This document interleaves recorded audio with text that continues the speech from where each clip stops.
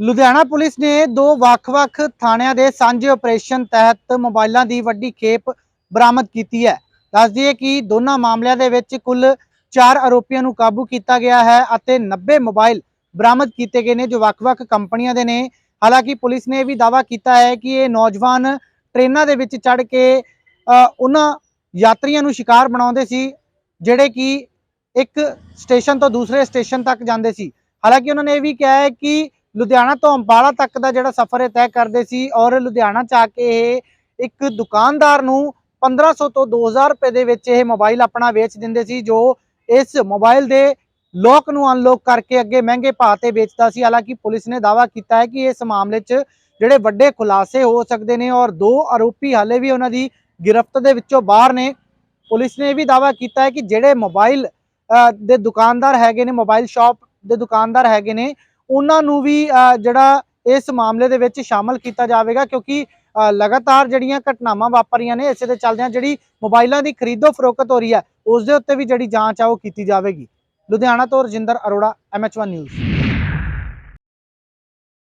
उत्तराखंड विधानसभा में बैकडोर से हुई नियुक्तियों के बाद अब बर्खास्त हुए कर्मचारियों ने राज्य सरकार के खिलाफ मोर्चा खोल दिया है। दरअसल आज विधानसभा देहरादून के बाहर बर्खास्त हुए कर्मचारियों ने धामी सरकार के खिलाफ जमकर विरोध प्रदर्शन किया है।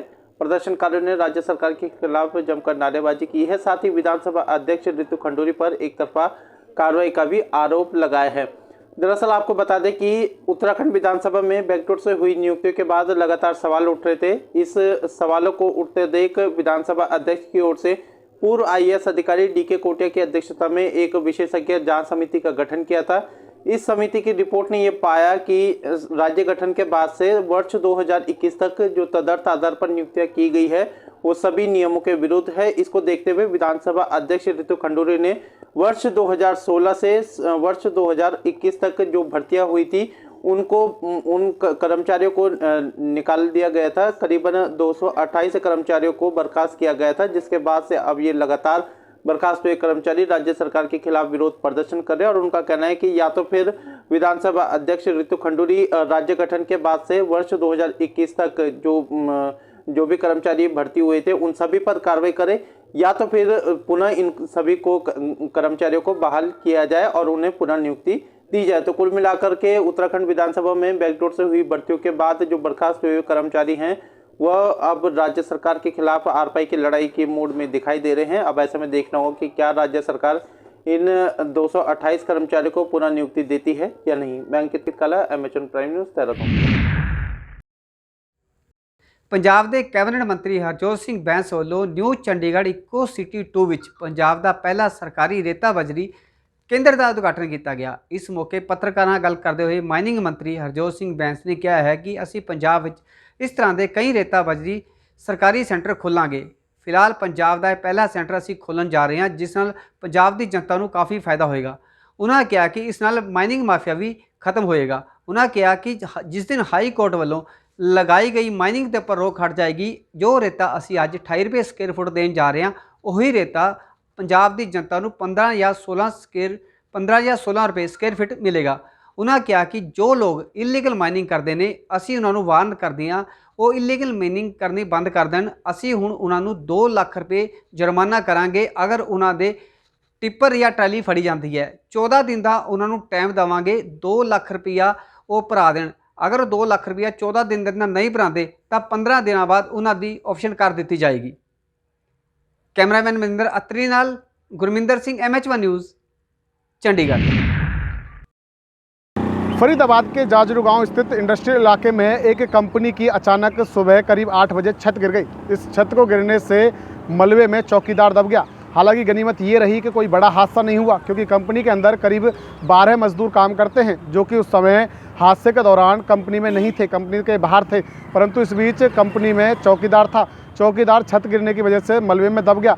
वहीं इलाके के लोगों के मदद से जो है पुलिस ने चौकीदार को सकुशल बाहर निकाला और छोटी मोटी खरोचों को लेकर जो है अस्पताल में इलाज के लिए भिजवा दिया। वहीं पुलिस का कहना है कि हादसा जो है वो अचानक हुआ था क्योंकि पिलर टूटने की वजह से जो छत थी वो गिर गई। हालांकि इस बीच गनीमत ये रही कि किसी को ज़्यादा इसमें नुकसान नहीं हुआ। एक चौकीदार था जो मलबे के नीचे दबा, हालांकि उसको भी हल्की फुल्की चोट आई है। फिलहाल जो चौकीदार है वो पूरी तरीके से सकुशल है। फरीदाबाद से MH1 प्राइम के लिए मुकेश राजपूत।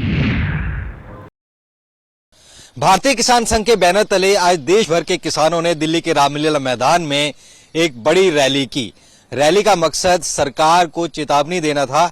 अपनी विभिन्न मांगों के मद्देनजर ये रैली की गई। सबसे बड़ी मांग रखी गई कि जो किसान की फसल की लागत है उसका लाभकारी मूल्य दिया जाए।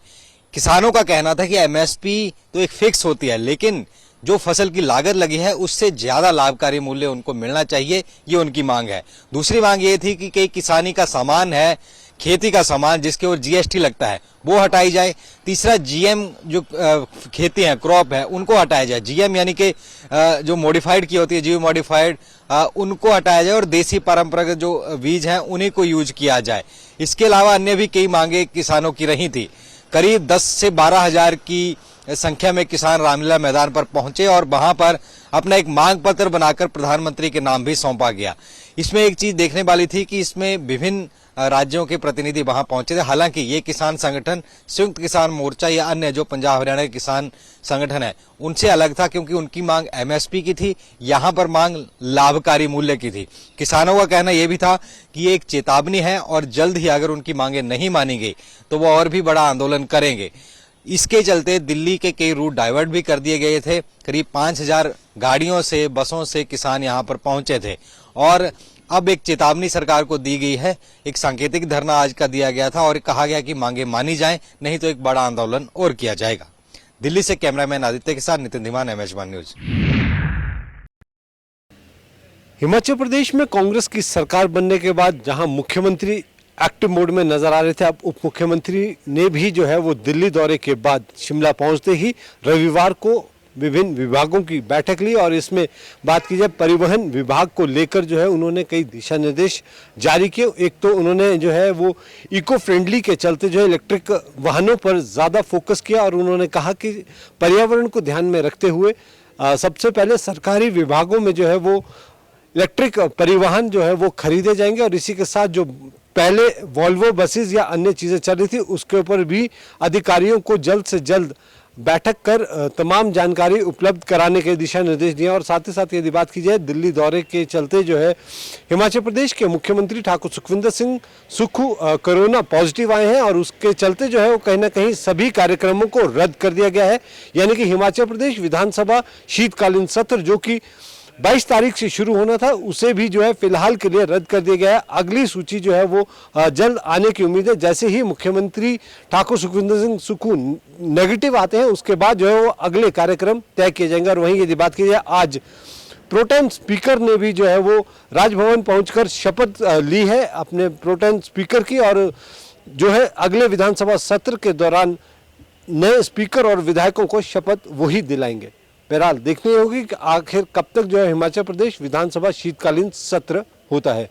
मैं अपने सहयोगी पुष्पिंदर चौधरी के साथ सुनील परमार, MH1 प्राइम, शिमला।